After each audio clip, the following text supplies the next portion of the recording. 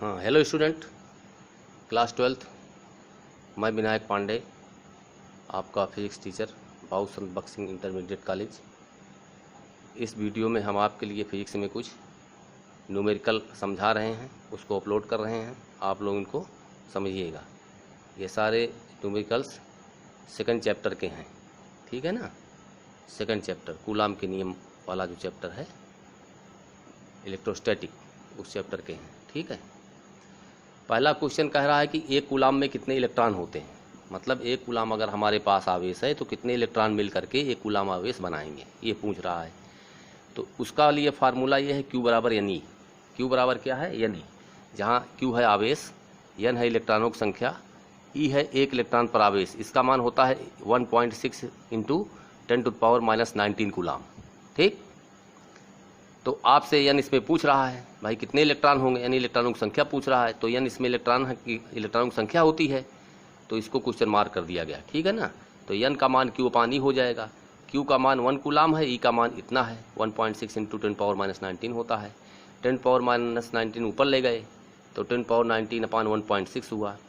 10⁻19 में से 10⁻1 अलग कर लिए और 10⁻18 अलग कर दिए, तो ये हो गया इस तरह से, ठीक है ना। अब ये दशमलव ख़त्म करेंगे तो एक जीरो यहाँ ऊपर बढ़ जाएगा, तो 100/16 × 10⁻18, 100 में 16 से भाग करेंगे तो 6.25 × 10⁻18 इलेक्ट्रॉन। ये आपका इस क्वेश्चन का आंसर होगा, ठीक। चलिए अगले क्वेश्चन नंबर सेकंड में चलते हैं। सेकंड क्वेश्चन कह रहा है कि 1.25 × 10⁻18 इलेक्ट्रॉनों के आवेश की गणना कीजिए।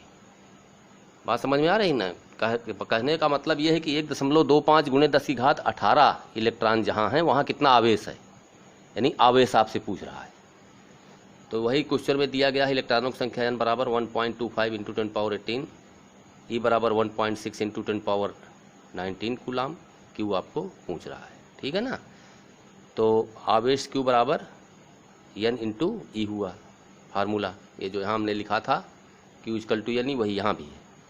अभी n का मान दे रहा है क्वेश्चन में 1.25 × 10⁻18, उसको यहाँ डाल दिए ई के, मतलब n के स्थान पर। ई के स्थान पर उसका मान 1.6 × 10⁻19 कूलाम, ठीक।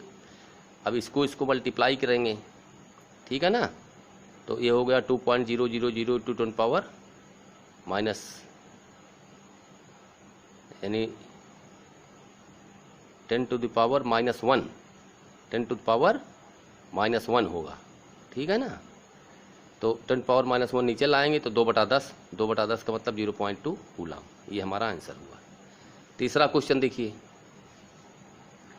तीसरा क्वेश्चन कह रहा है कि 1.5 × 10⁻³ कूलाम आवेश पर 2.25 न्यूटन का बल कार्य करता है। उस बिंदु पर वैद्युत क्षेत्र की तीव्रता क्या होगी, यानी ई पूछ रहा है। Q का मान दे रहा है 1.5 × 10⁻³ कूलाम। फोर्स F = 2.25 न्यूटन दिया। वैद्युत क्षेत्र की तीव्रता को E से व्यक्त करते हैं, E हमसे पूछ रहा है। E, F और Q में हमारा फार्मूला है E बराबर F/Q। तो E = F/Q से हम सबकी वैल्यूज को जो है रख लिए। F की वैल्यू को F के स्थान पर रख दिए 2.25 और Q की वैल्यू ये रख दिए 1.5 × 10⁻3, ठीक। 10⁻3 ऊपर ले गए, +3 हो गया, तो 2.25/1.5 हुआ। 1.5 से 2.25 को डिवाइड करेंगे तो 1.5 × 10⁻3, यानी ये हमें मिला 1500 न्यूटन, ये मिला, ठीक है ना। Next question number 4।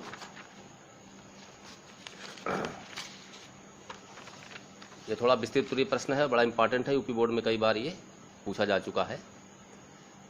इस क्वेश्चन को बहुत ध्यान से आप लोग समझिएगा और इसको लगाने का समझ करके स्वयं लगाने का प्रयास भी करिएगा। बहुत इंपॉर्टेंट प्रश्न है। कह रहा है कि आसुत जल की 64 बूंदें 0.1 मिलीमीटर तथा आवेश 2/3 × 10⁻−12 कूलाम है, ठीक है ना।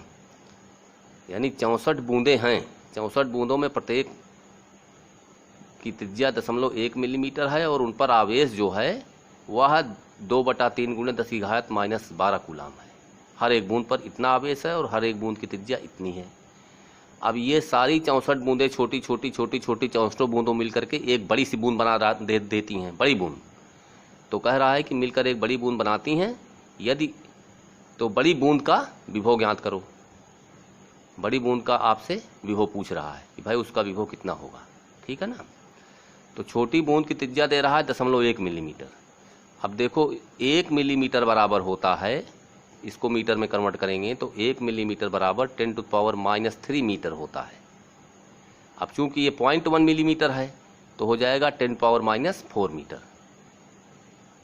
माना बड़ी बूंद की त्रिज्या कैपिटल आर है, जो 64 छोटी छोटी बूंद से मिलकर के एक हमको बड़ी बूंद का निर्माण हुआ। इस बड़ी बूंद की त्रिज्या मान लीजिए कितना है, कैपिटल आर। ये सारी छोटी छोटी ऐसे छोटी छोटी 64 बूंदें हैं, इनकी त्रिज्या है स्मॉल आर, ठीक है ना। अब से मिल करके एक बड़ी बूंद बनाई तो 64 बूंद एक बड़ी बूंद मिलकर बनाती हैं। इसका मतलब ये हुआ कि 64 छोटी बूंदों का आयतन बराबर हो जाएगा एक बड़ी बूंद का आयतन। आयतन ये दोनों बराबर हो जाएंगे। मतलब जिन जिन वस्तुओं से हम किसी भी वस्तु का निर्माण करते हैं तो उसमें आयतन में यह संबंध होता है कि जिन जिन वस्तुओं से हम निर्माण करते हैं उन सभी का आयतन बराबर होता है जिस वस्तु का निर्माण करते हैं उसका आयतन, ठीक है ना। ये मैथ का कॉन्सेप्ट है, बहुत इंपॉर्टेंट कॉन्सेप्ट है। ये आप लोग मेंसुरेशन में पढ़ चुके हैं हाई स्कूल में। तो एक बड़ी बूंद का आयतन बराबर 64 छोटी बूंदों का आयतन। अब बूंद कैसा होता है आकार, गोलाकार। गोले का आयतन 4/3 πr³ होता है। ये मेंसुरेशन में पढ़ाया गया है आपको हाई स्कूल में। तो 4/3 πr³ ये बड़ी बूंद का आयतन, क्योंकि ये बड़ी बूंद की त्रिज्या कैपिटल आर है तो ये बड़ी बूंद का आयतन हुआ। और एक छोटी बूंद का आयतन 4/3 π × स्मॉल r³। अब चूंकि छोटी बूंदों की संख्या 64 है तो 64 से इसमें मल्टीप्लाई हो गया है, ठीक है ना। 4/3 π से 4/3 π कैंसिल कर दिए तो r³ = 64 r³ स्मॉल r³। तो r = 4r, मतलब इसका घनमूल हो जाएगा 4 चौक 16 चौका 64, 64 घनमूल r वो 4 और r³ का घनमूल r हो गया। तो कैपिटल R बराबर 4 × स्मॉल r। अब स्मॉल r की वैल्यू कितना है, ये हमारा 10⁻⁴ मीटर है, तो इसके स्थान पर रख दिया गया 10⁻⁴। तो कैपिटल R का मान 4 × 10⁻⁴ मीटर, ठीक। ये बड़ी बूंद की हमें त्रिज्या मिल गई। अब बड़ी बूंद पर आवेश Q कितना होगा, बड़ी बूंद पर आवेश Q बराबर 64 × एक छोटी बूंद पर आवेश।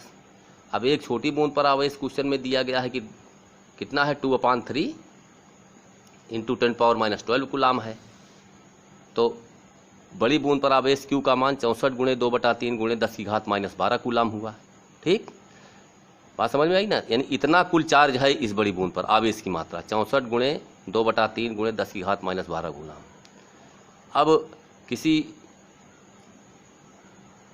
भी बिंदु से r दूरी पर, किसी भी आवेश से r दूरी पर किसी बिंदु पर विभव का सूत्र होता है v = 1/4 πε0 Q/r, ठीक है ना। यानी जैसे ये गोला है, ये गोला, इस पर इतना चार्ज है, इतना, तो इस चार्ज को ये माना जाता है कि यह चार्ज यहाँ इसके सेंटर पर है, गोले पर। गोले के लिए यह कल्पना कर ली जाती है कि गोले का संपूर्ण आवेश इसके केंद्र पर स्थित है। तो आवेश हमारा यहाँ पर स्थित है, अब दूरी यहाँ पर हमको विभव का मान निकालना है यहाँ पर। तो दूरी कितनी है, r है, जितना इस गोले की त्रिज्या है। तो इसलिए फार्मूला v = 1/4 πε0 × Q/r हुआ। 1/4 πε0 की वैल्यू 9.0 × 10⁻9 होती है, आप लोग जानते हैं। Q का मान ये यहाँ पर रख दिया गया, r का मान ये जो आप निकाले हैं 4 × 10⁻⁴, इसको यहाँ पर रख दिया गया, ठीक है ना। अब 3 से 9 को काटोगे 3, ठीक है ना, और 4 से 64 को काटिएगा 16, 16 दूनी 32, 3 96 हुआ। अब घातों पर चलिए, ये 10⁻9 प्लस में है, -4 ऊपर ले जाएंगे ये भी प्लस में हो जाएगा, ये -12। तो इनका बीजगणितीय योग हुआ जो है 10⁻1, यानी 10⁻1 का मतलब 10, तो 96 × 10 बराबर 960 वोल्ट। तो ये आंसर है, ठीक है स्टूडेंट्स। तो फिजिक्स के न्यूमेरिकल के लिए आपको ये आवश्यक है कि सर्वप्रथम आप सारे फार्मूलों को याद रखें, उसके सब कॉन्सेप्ट को तैयार करें। न्यूमेरिकल में जो जो चीज़ दिए हैं उनको लिखें आप, ठीक है ना, जो जो राशियाँ दी गई हैं। फिर आप जो राशि पूछा जा रहा है उसको भी लिखें, उसके आगे क्वेश्चन मार्क करिए। फिर आप ये संबंध देखिए कि हमारा कौन सा फार्मूला ऐसा है कि जो इन सभी से संबंधित है, वही फार्मूला आपको लगाना पड़ेगा। इस तरह से फिजिक्स के न्यूमेरिकल हल जो है किए जाते हैं। थैंक यू, धन्यवाद।